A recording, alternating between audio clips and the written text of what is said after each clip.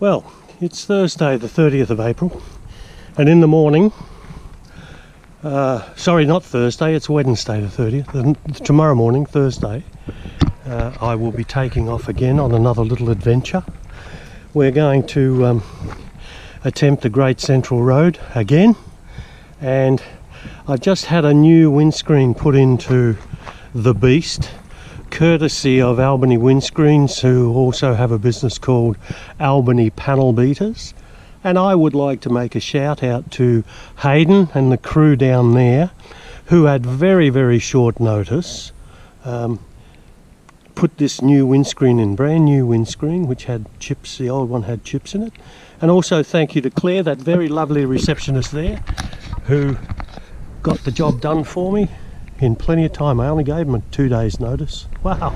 Okay, it's 7:10 on the Thursday, the 1st of May 2025, and we're just heading out a little road, and we're going towards Hayden on the first day of our trip. I won't bore you with roads and stuff this time, because any of you who have seen previous videos probably know this road now by the back, like the back of your hand, so I'll just wait until I get to the next campsite, I think. Well, unless there's something really interesting on the road, and then we might take some film the roads. But I'm about 3/4 of an hour out of Albany, and that's the Stirling Range in front of me. Look at that, beautiful day this morning, and we hope it continues. Actually, it's going to be quite warm, I believe, about 24, 25 today. Here's our first traffic light. Exactly an hour out of Albany.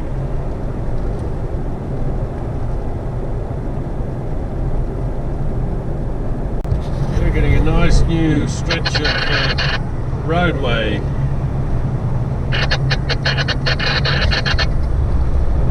Yeah, a few roadworks on this road. I'm not even at Borden yet. Anyway, good to see our taxis at work. Here's another one. They did say expect delays on this road. And you can hear there's a lot of radio traffic from the trucks. Yeah, copy. Anyway, that's the price we pay. Bit of wanting to try. Bit of a soaking here.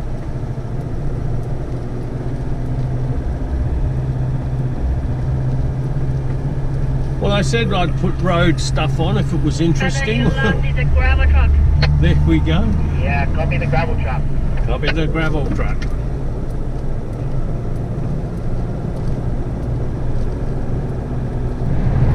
I've been on the road now for just under 3 hours, and it's very windy out here, as you can see from that dust at the side of the road, little dust devils springing up, and I'm 40 k's from Lake Grace. Okay, just fueled up at Hayden. Not Hayden, Lake Grace. Lake Grace, I'm heading to Hayden now. We've been in this place before. We just go straight through. No traffic coming, except this guy here.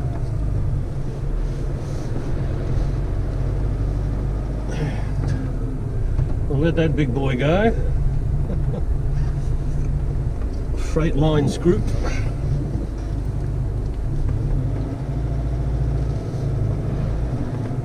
And here we go. Thank you, Lake Grace, yet again. This is the tiny town of Calgaran, and I've come through here once before, but I decided to stop because, hey, it's quite warm, and I've been on the road for nearly 5 hours, and then I am confronted with this beautiful little place, this little park. And how many people come through these? Not an awful lot, I'd say. But have a look. They have all the agricultural stuff out here. Beautiful little rest stop for travellers. A barbecue. How wonderful is this? Hey? Tiny towns. Kalgaran farming district. The region, yeah.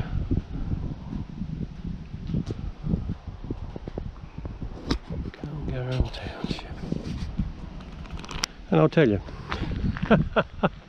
there ain't many people on the road.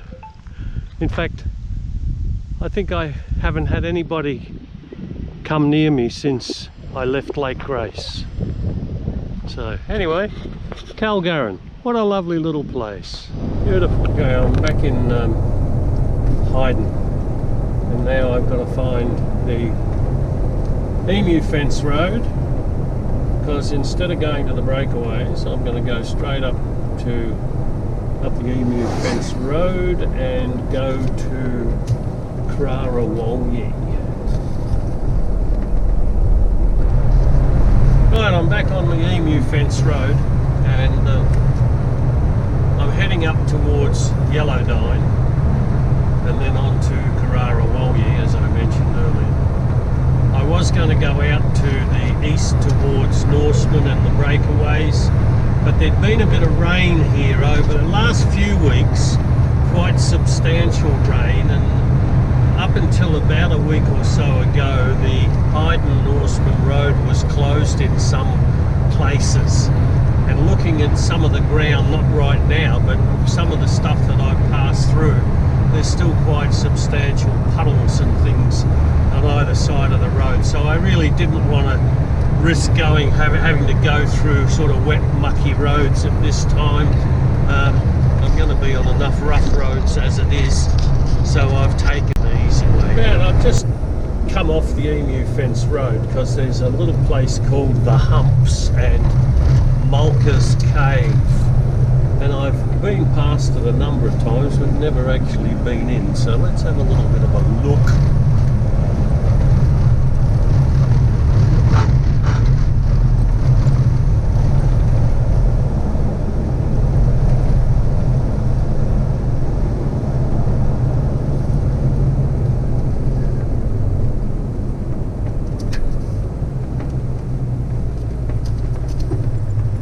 Oh, it's busy, there's people here.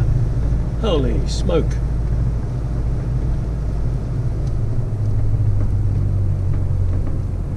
Crikey.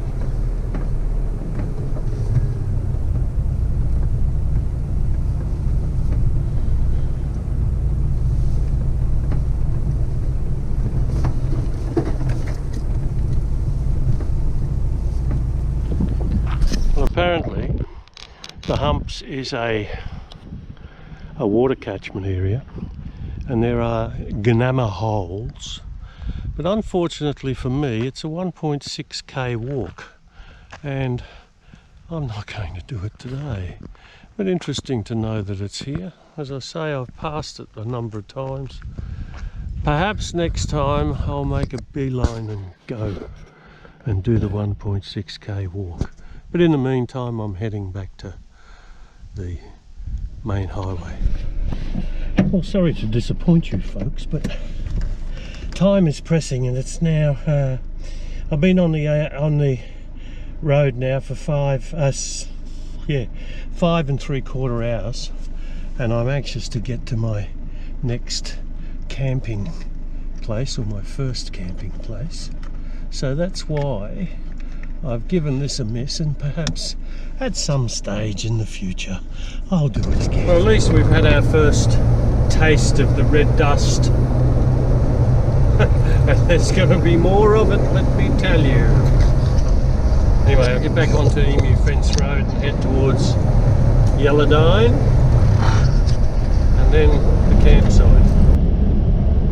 I did say that I wouldn't put a lot of video of roads up in this first section, but I can't help myself, because part of the reason that I do these trips is to actually show the condition of the roads for those people who maybe have never ventured out this way before.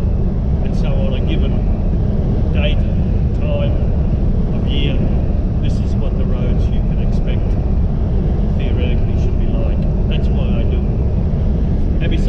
first day and I'm still getting used to the cameras and how I've got them set up and make sure they still work.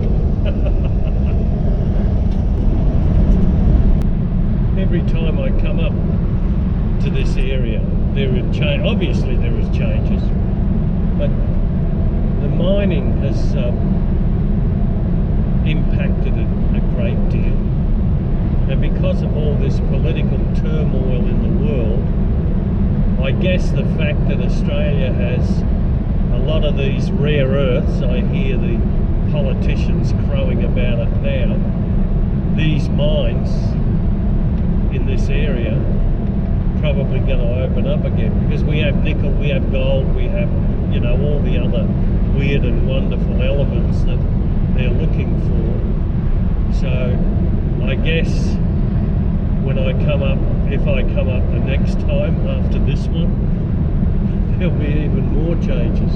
I'll be very interested to see what changes have occurred across the Great Central Road, which is what my plan is this time. We're going to go across from Laverton across to Alice Springs again over the Great Central Road.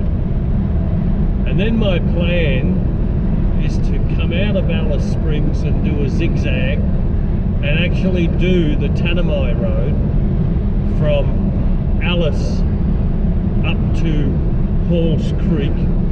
And those of you who've watched my videos regularly will know that I've actually done part of the Tanami Road from Halls Creek back to Wolf Creek Crater. Well, this time I've sort of planned to do it from the Alice Springs end to the Halls Creek end, and then from Halls Creek turn right and go on back up to Darwin again, and from there, well, we'll see what happens. I've been a bit of a naughty boy this time because I haven't had my regular 2-hour breaks. The last break I took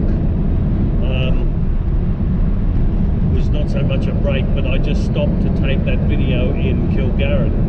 Prior to that, I had been in Lake Grace. I had some sandwiches and some coffee in Lake Grace, but Lake Grace was 250 kilometres back, and now I've been on the road for just over 5 minutes past 6 hours.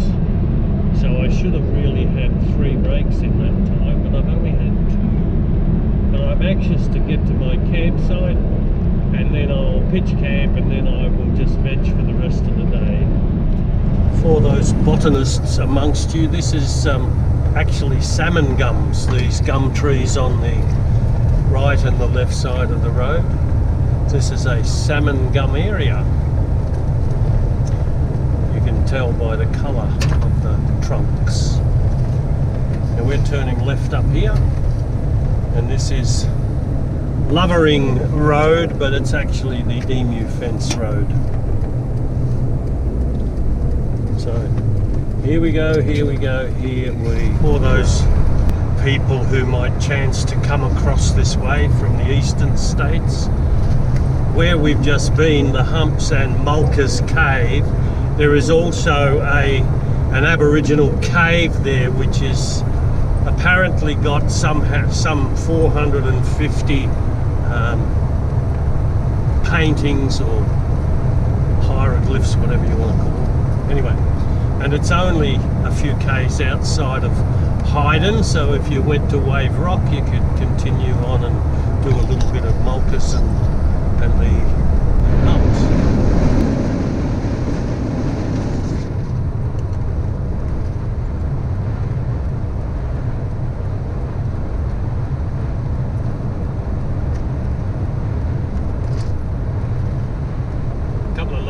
From Hyden.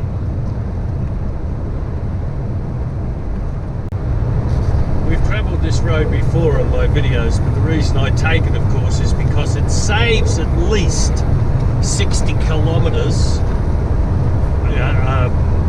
between Albany and my first campsite. Whereas if I go through the wheat belt off to the left, the other sections of the wheat belt, it adds that extra kilometre reading plus time. So that's why I take it, and it's every time I come, it gets better. I'll rephrase that. Every time I drive on it, it gets better.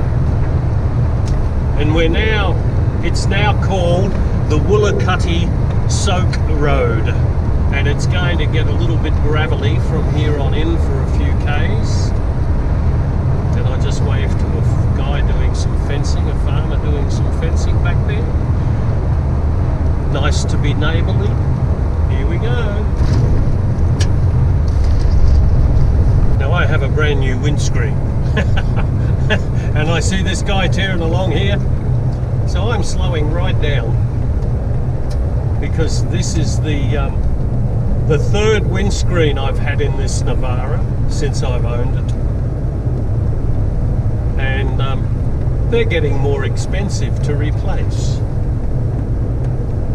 So we'll let this guy he can thunder along a little bit. Yeah, good on you, mate. Oh, look at the dust, the dust, the dust. Anyway, the beast is singing along here at 87 kilometres per hour, 2250 revs. And the fuel consumption when I filled it up at Lake Grace, which was 180 kilometres ago, was 9.78 kilometres per litre.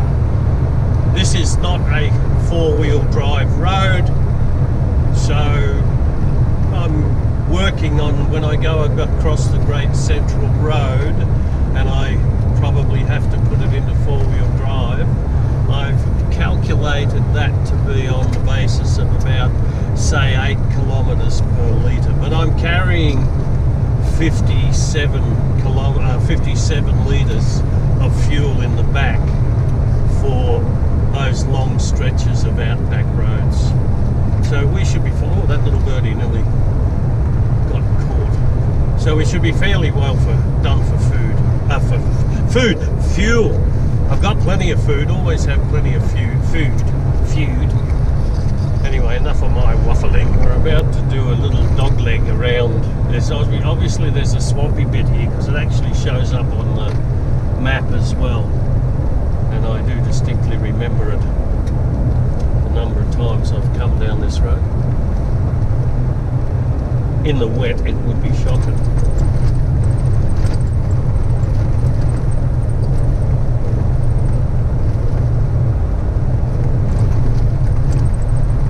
It's off there to the right.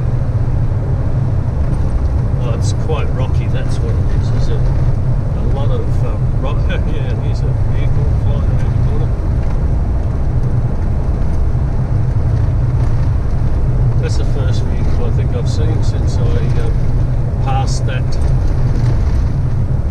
Haydn vehicle going the same way as I did.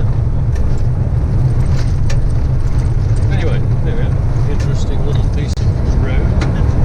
We're about to come back on to the bitumen, and there's a bit of mining activity going on off to the right. I think it's mine, the Marvel Lock mine. We are heading towards the Great Eastern Highway, which we just passed the sign. And I do remember the last time I came, oh, it's a giveaway sign, look at that. Come right out of the blue, that. Last time I was here, I had to do all these deviations and go to the left and up the back road, but obviously we can go straight through now. So off to the right is the Marvel Lock Forestania Road, and the roads are open there. And we're heading to the Great Eastern Highway.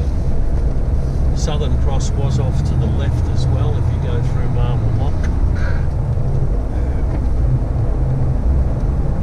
Great Eastern Highway 39, Marble Lock 16. Good. So we've got 42 Great Eastern Highway, and then we've got a few, probably about 20 or thereabouts to get to my camping site. And I must admit, I'm quite tired now. It's just coming up for 6 hours on the road in 10 minutes time. So by the time I get to my campsite and set up, I'll be ready for sitting down and doing nothing for a bit. There are a couple of tricky bits on this road, this Emu Fence Road, because you notice here I'm having to stop. I'm on the Emu Fence Road, and to the left is Marvel Lock, and I'm heading towards the Great Eastern Highway, and so you get lulled into a false sense of security that you're on sort of a main road, but in actual fact you're crossing a couple of what are now major intersections. First time I actually attempted this road, it was all yellow. This was not bitumen. And the mining companies have obviously put money together and bitumenised this road for their own reasons, of course. And you can see off to either side the evidence that there has been a bit of rain in the past over this road. Oh, and here be the highway. Highway number 94, the Great Eastern.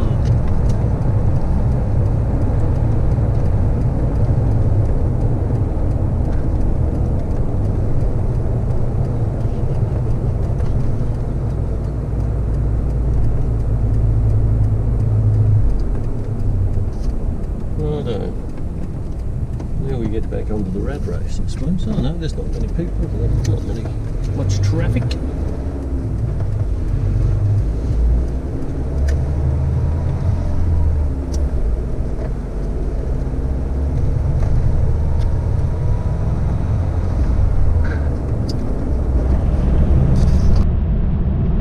Well, it shows you how much things change in a very short space of time. Just back there was a used to be a roadhouse called Yellowdine, and it's closed and vandalised, like a lot of things that are happening in this country. And it's crazy. You know, how do you plan something? Because I was thinking to myself, when I did the Emu Fence Road, I knew that service station, that roadhouse was there, and I thought, oh well, you know, if you didn't get fuel at, say, Lake Grace or whatever, you sort of rely on these places, and then you drive past and they're not there anymore. They're gone, shut, kaput. What's going on? I'm 150 k's outside of Coolgardie, which is fine because I've got plenty of fuel. That guy's obviously got a flat somewhere, poor fella. Yeah, hang on, I'll turn this radio down a bit. Yeah, down you go. Yeah, so I've just sort of said Yellowdine service station roadhouse was closed. My campsite, I programmed this damn thing on the Google one, and I'm hoping it's still taking me where I want to go because I'm on the right road.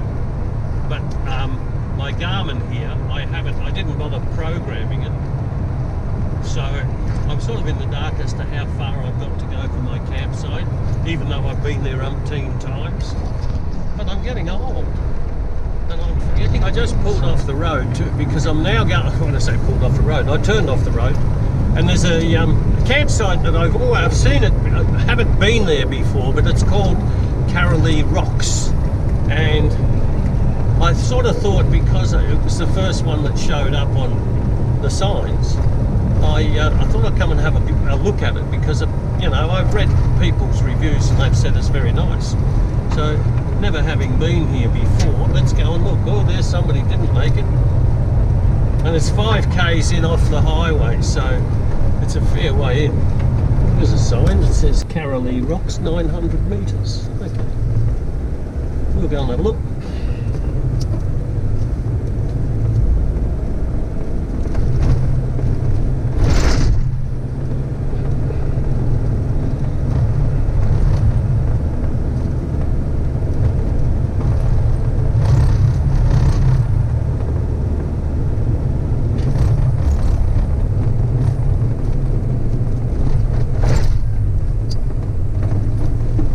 Boggy in that side.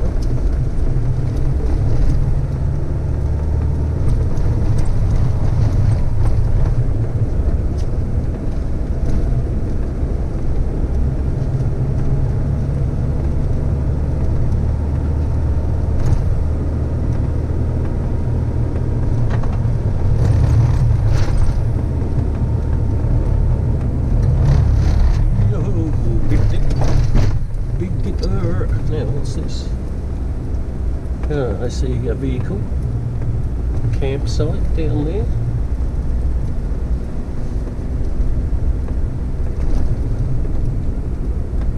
Camper vans or caravans. Okay. So, Karalee Rocks, caravans. There's a dump point. They have a dump point. Okay, there's a toilet over there. Okay. I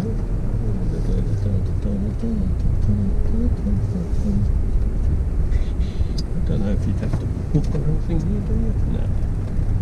Bullshit.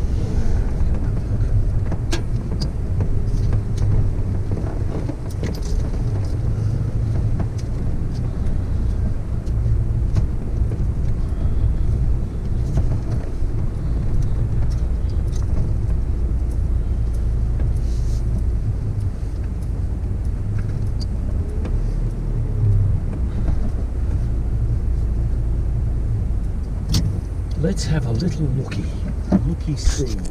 I'll turn this off. Well, Karalee Rocks and Dam looks fine to me. So I found this nice little area. It's got a table and it's got a fire pit. And up there is a dam full of water, but I won't take you there yet.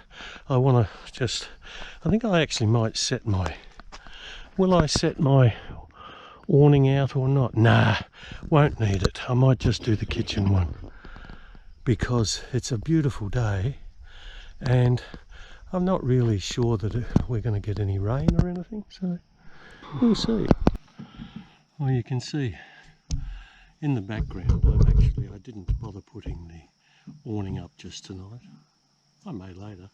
It's 25 past 3, so effectively that took me 6 hours, 7 hours, 8 hours, shit. What did I leave? 7 o'clock. I left at 7 in the morning and it was 10:03 when I got here, I think. Was it 10:03? No, it might have been 10 past 2. I don't know, anyway. 7.5 hours to drive, whatever that was. And I've got my priorities, a can of Zero, Great Northern, to cool off. And I don't even know if I'm going to cook tonight. This is what I usually find when I'm the first night out, is I'm too bushed. I remember when I stayed up at Kararawalyi, which is the next campsite along, but this is just as good because I've never been here before. And I remember getting there one afternoon and saying I'll just have a little sleep, and I didn't wake up till the next morning, so I don't know if I'll be able to do that tonight, but we'll have a go.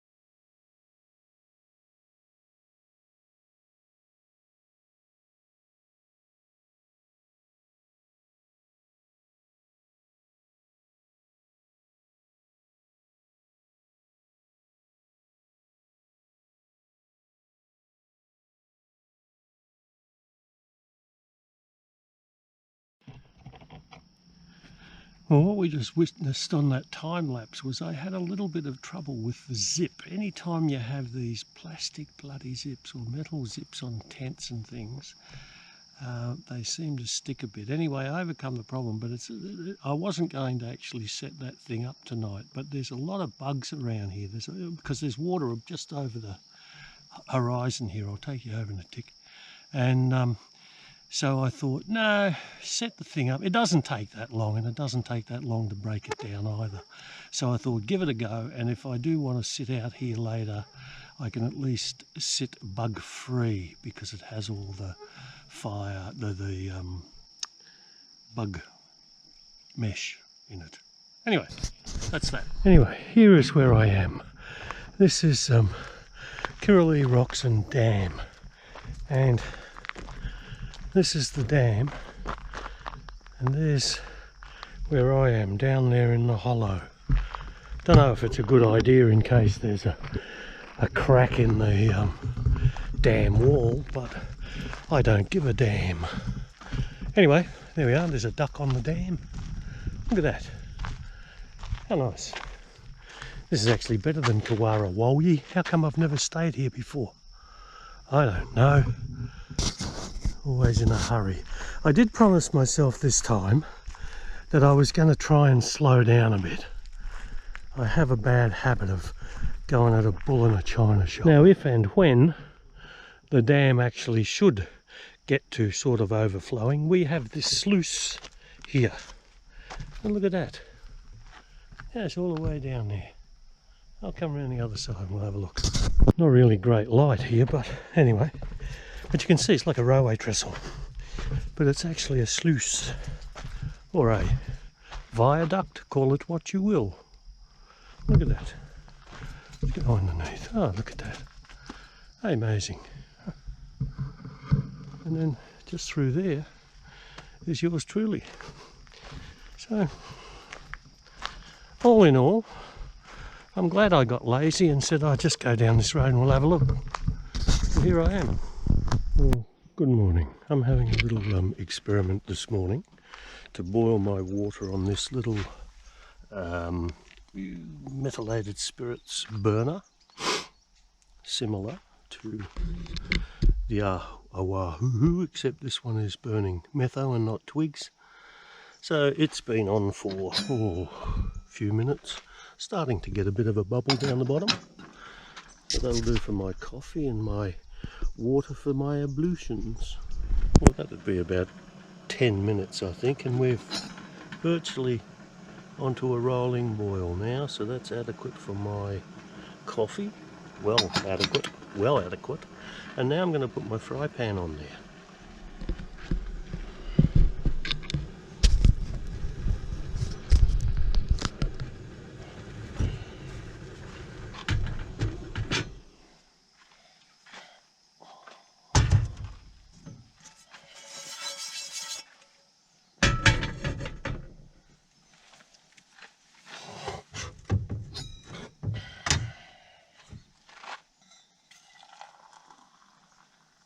Yeah, plenty warm for coffee. Well, you can see that is having a great burn, and it's very hot and very efficient. However, I was going to have some scrambled eggs or an omelette, but I scrambled my eggs previously and put in a bottle like a lot of people's tips. But unfortunately I put them in my fridge and my fridge has frozen them, so I can't get them out this morning. So they can go into my my cooler for the rest of the day, and they can be tomorrow's breakfast. But I'm just experimenting here with the burners, and they're really good, so I'll put my toaster on instead.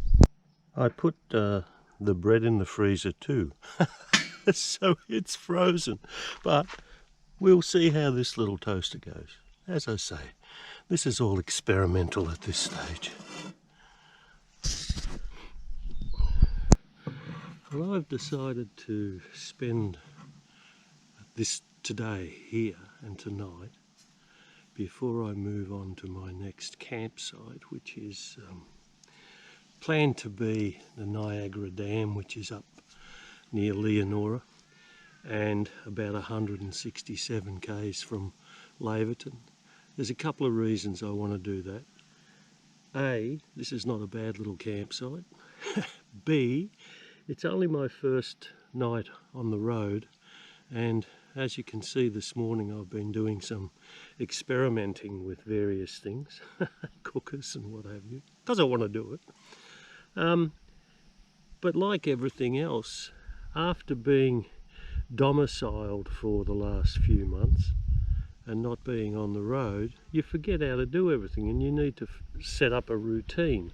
So I'm actually I've spent the morning, and I was up at say 10 to 7 and it's now 25 past 8, and I've spent basically most of that morning doing as you've already seen, trying to cook toast, and I froze my eggs in a bottle. But I've also trying to find things. I know I pack things. For instance, I packed my towel and all sorts of things, and I go to wash my face and blah blah blah. And where's my towel? And it's there, I know it's there, but it took me 10 minutes to find it, and it's just in the car. So everything I'm trying to reorganise today so that I know, and it doesn't matter how much preparation you do. I've done a stack, I've got notes all over the damn truck, what's in a drawer and what's blah blah blah blah.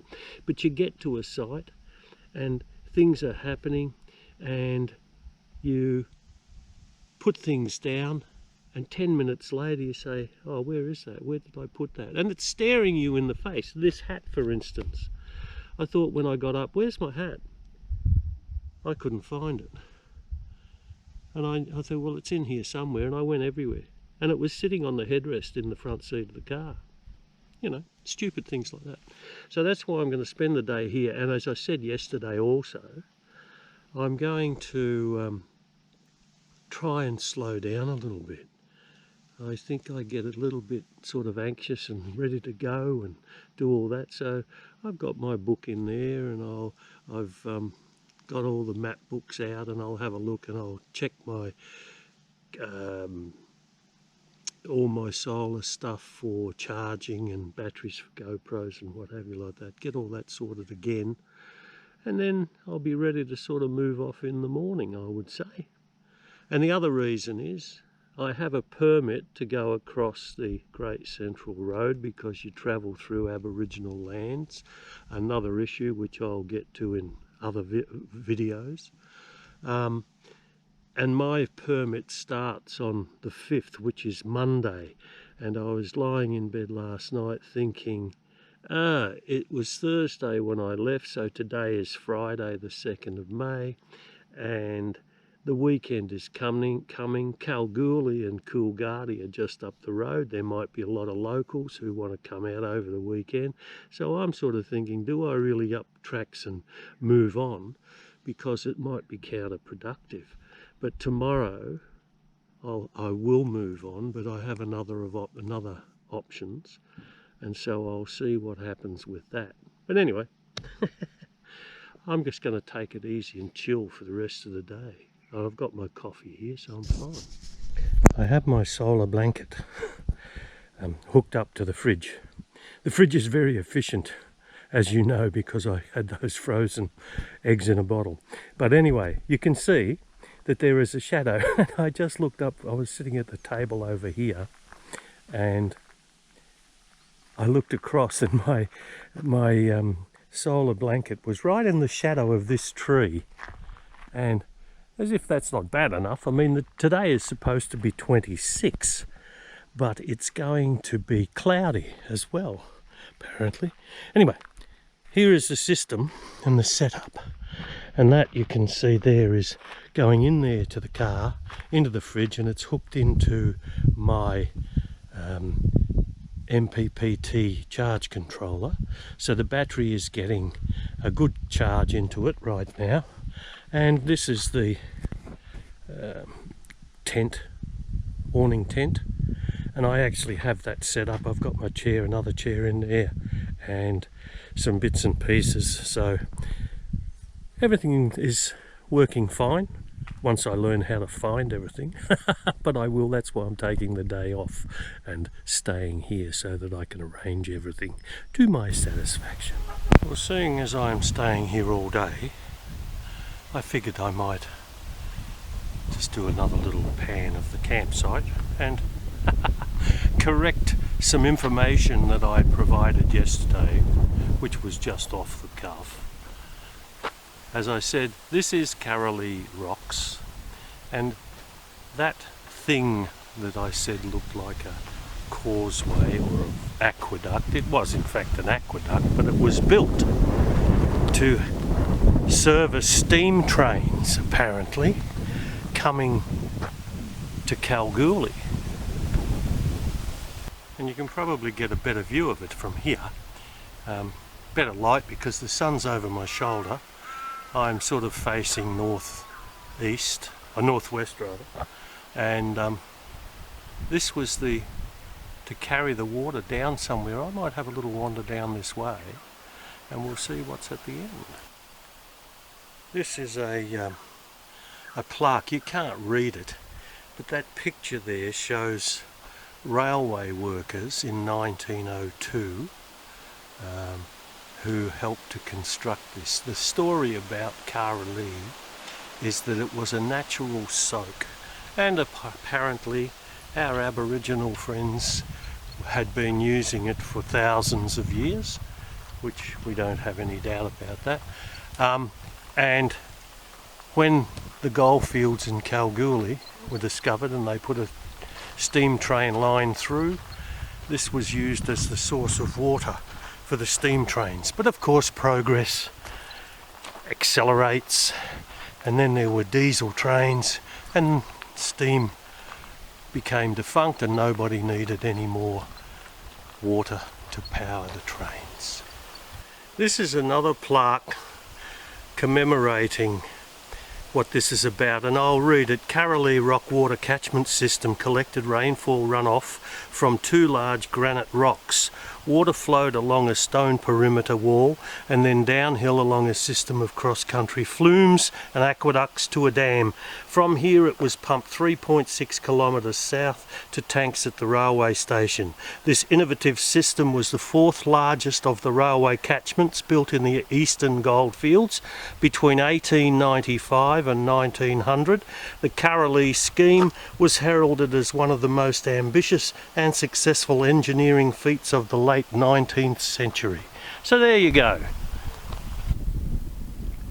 Now anybody who's been to Haydn will recognise these little abutments, if you like. These are all man-made, and this was the idea of catching the water from these rocks. When they got heavy downpours, instead of the water just going to waste, they decided that they would collect it, and it runs through here, and that is the other end of the channel, which then directs that water into that dam. And apparently that dam, when it was full, it contained 48.3 million litres of water, which is not to be sneezed at in country like this, which is as dry as a stick and gets no more than about 250 millimetres of rain a year.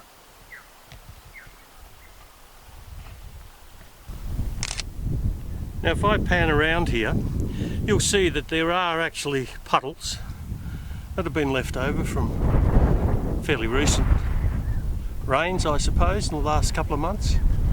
And it gathered in here, and then of course when you get a really substantial fall, all of these things will fill up and it'll start running down there, and the walls extend 4 kilometres around this lock.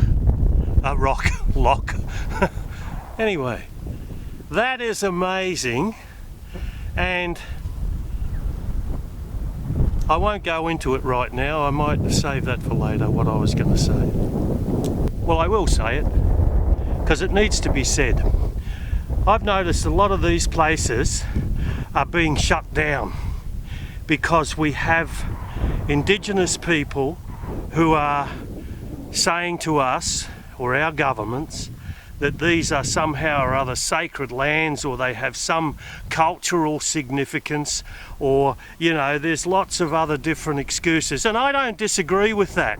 But the point is, for 40,000 years, these people had this land, they did nothing with it. The white man came along and he industrialised things. Sure, bad things happened, but look, everybody now has the advantage of it. And I get sick to death of hearing people go on about, oh, you can't do this or you can't do that because that's a sacred site. Well, sorry for being racist, but that's true. There would be nothing here. Look at the work that went into that thing there, that wall. People did that. Sure, they were making money off it, but everybody could benefit if they just set their minds to it instead of trying to fight the government for everything else and just want money. There was an article in the ABC News just yesterday about Aboriginal elders complaining to Rio Tinto because they're not getting enough out of the mining royalties. I rest my case. I mean no disrespect to our Aboriginal brothers and sisters, but you know, when you look at something like this, they had no need to build anything like that. That's fine, but you know, the rest of this country is being held to ransom, I believe now, over the fact that these people were here for what they have been estimated to be anywhere between 50 to 60,000 years.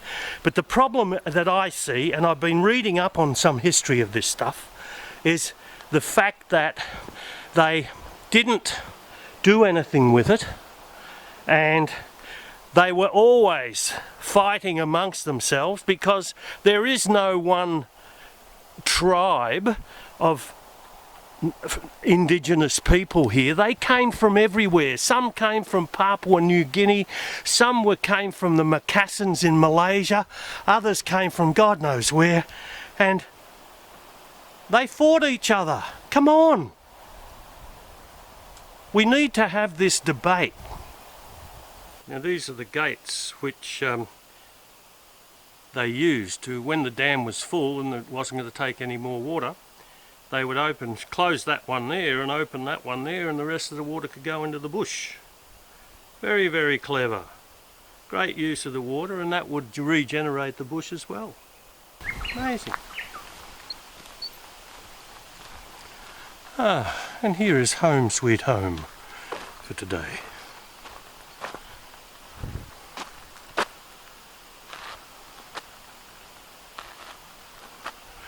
Only a couple of happy campers by myself, apart from myself, in here.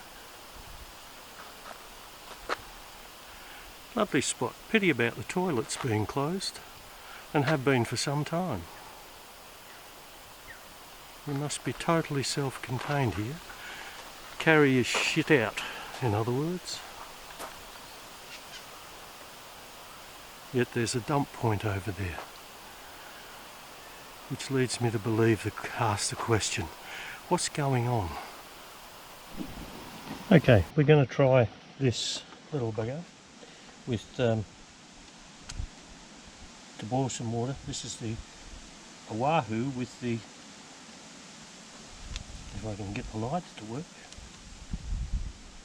the Oahu with some, what do they call it? There we go. Just got to learn how to drive the lighter. Now, if I put this on here, now let me put this on first.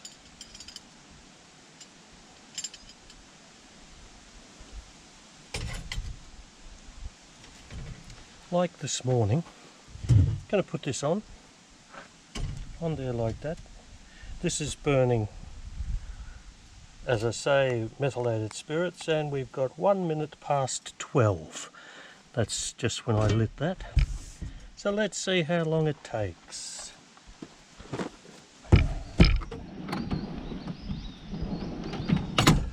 Now, got to find my cup of tea stuff. Ooh, that's a bit of a...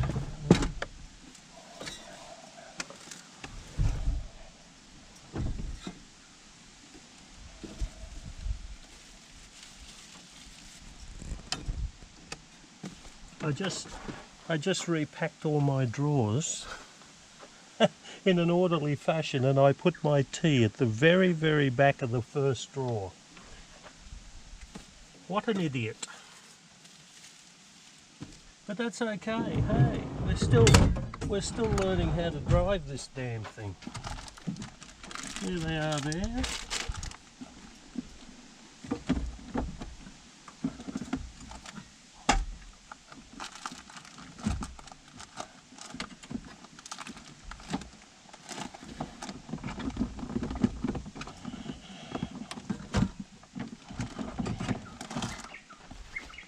Tea bags.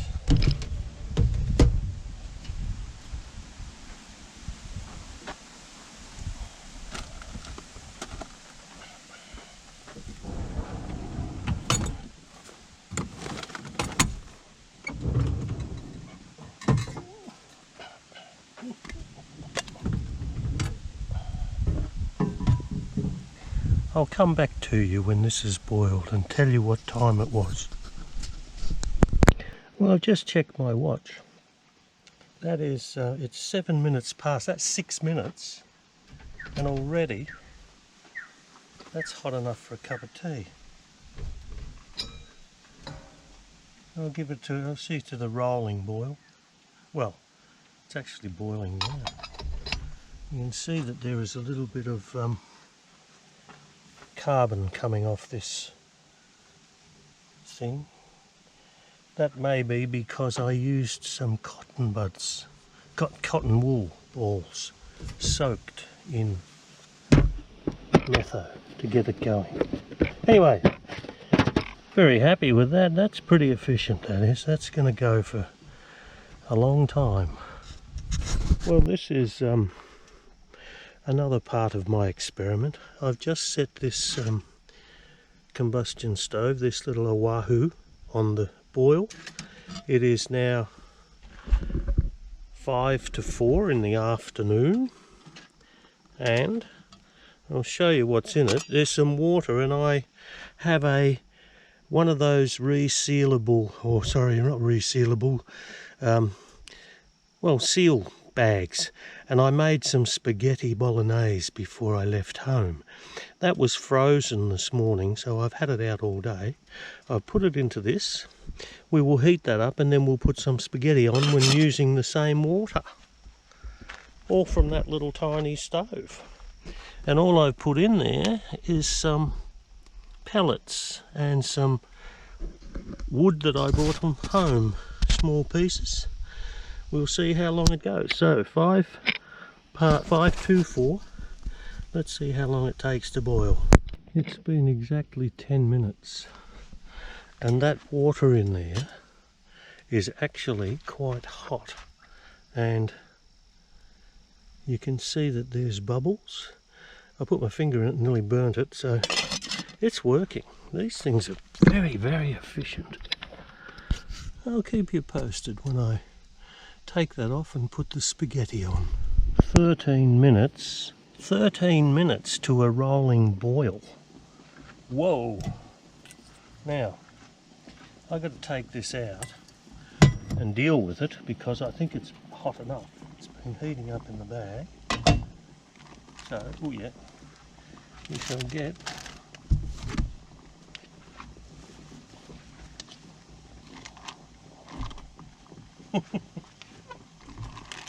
I could have used tongs, yes, I know.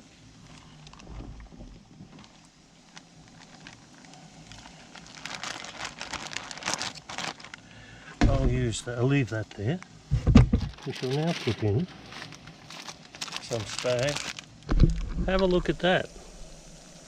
That's 14 and a half minutes to that from the start.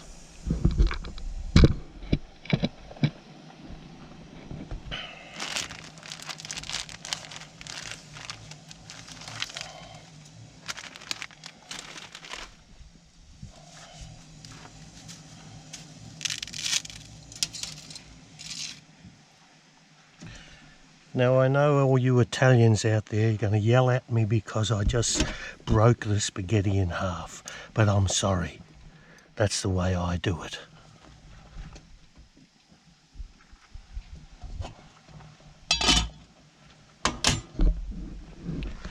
So we've got it in there.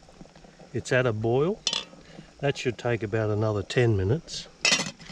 And then you can see under there, look at the gasifying. Whoa, these things are fantastic.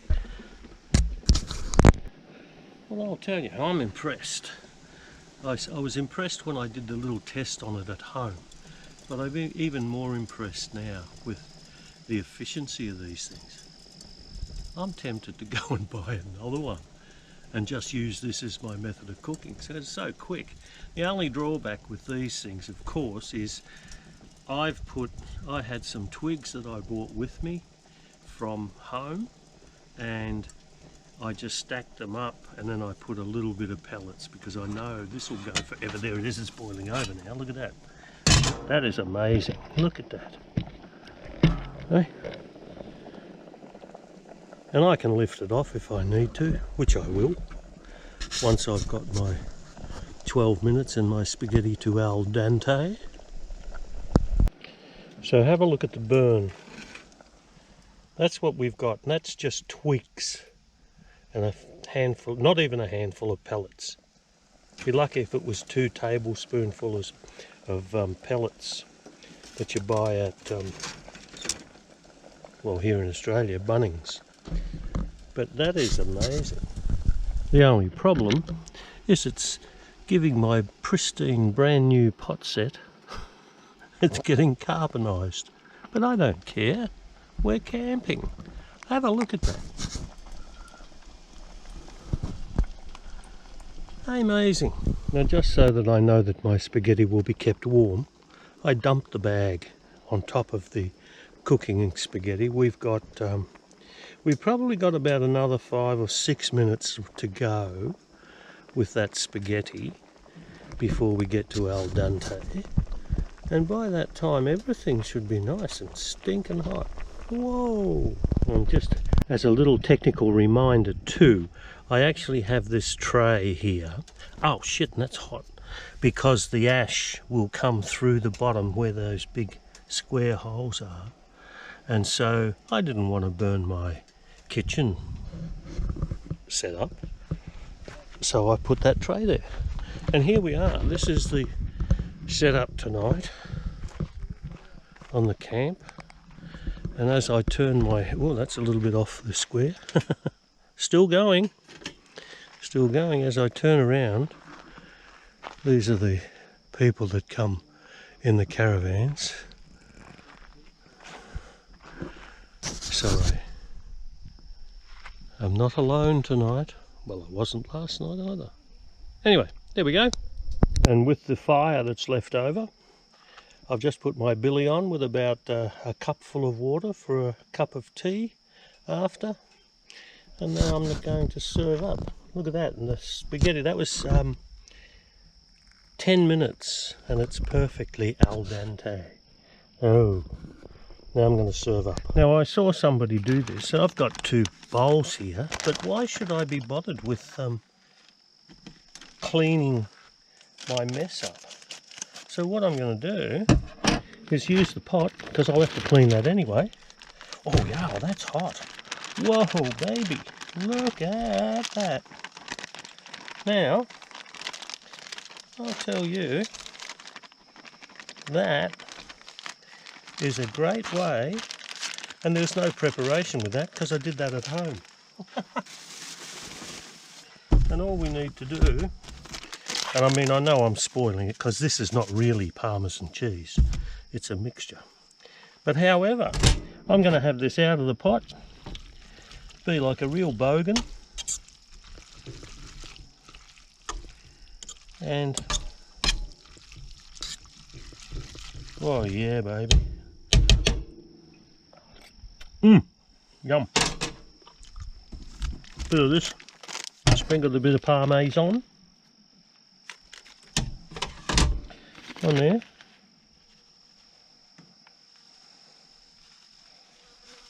Mix them in. Ready for the next lot. Oh yeah. Put that in. Rubbish. Look at that. So, Bon appetit.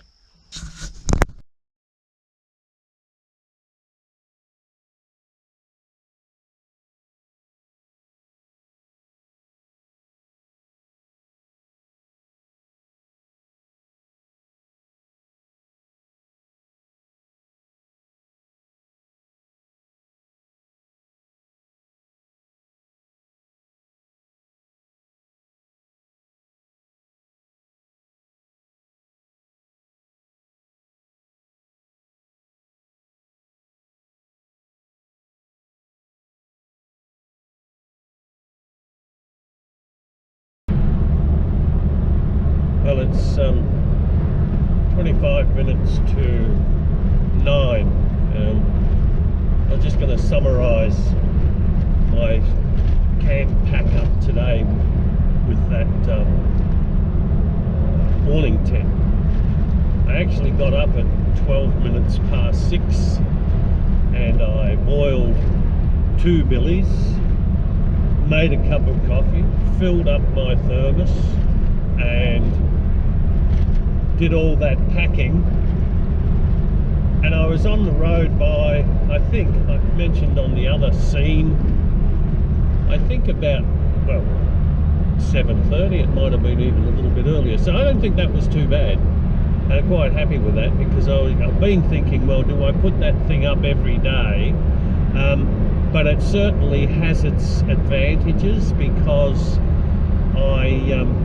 the flies were a bit bad yesterday, and also, you know, we had small bugs and things like that, and it just gives me that extra bit of room with fly screens in it to shelter, and if there did happen to be a little bit of rain, then I'd be in shelter.